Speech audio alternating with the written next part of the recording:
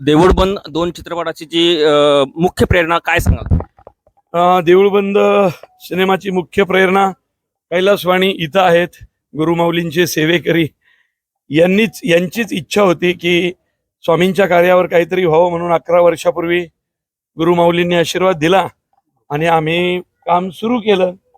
शेतकऱ्यांप्रती असलेली भावना, वाणी साहेबांची काय, गुरुमाऊलींची काय, आपल्या सगळ्यांना माहिती आहे. आणि त्याच भावनेतून देऊळबंद 2 हा शेतकऱ्यांना आपण समर्पित केला. या चित्रपटातून नेमका आपण कोणता संदेश देण्याचा प्रयत्न केलेला आहे? या चित्रपटातून आम्ही काय संदेश दिला, हा चित्रपट ज्यांनी पाहिला त्यांना चांगला कळलेला आहे.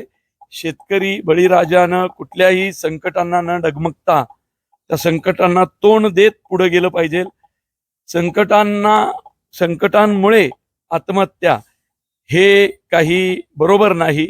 संकटावर मात करून त्या संकटाला धुळीस मिळवायचं हे शेतकऱ्याचं काम असलं. पहिल्या भागाला उदंड प्रतिसाद मिळाला. दुसरा भाग तयार करताना नेमकं कोणती मोठी आव्हाने आली आणि त्याच्यातून कोणता वेगळं, म्हणजे या चित्रपटातून कोणतं वेगळं पण तुम्ही सिद्ध करण्याचा प्रयत्न केला? स्वामी कार्य होतं, ते स्वामी कार्य करताना आव्हानं येत नाहीत, स्वामी पाठीशी असतात.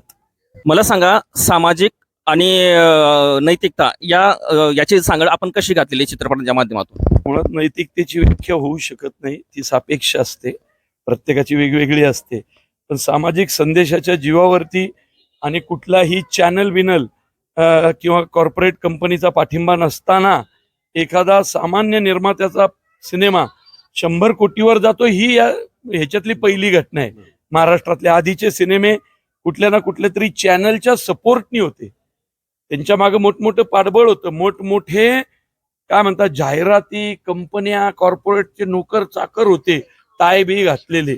या सिनेमाच्या यशामागं फक्त स्वामी सेवेकरी आहेत आणि मराठी रसिक प्रेक्षक आहेत. अंमळनेरकरांना नेमका कोणता संदेश देणार? अंमळकरांना संदेश देणारा मी कोण?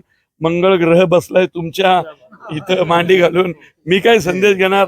अंमळनेरकरांकडनं त्यांचा आशीर्वाद घ्यायला मी इथं आलो.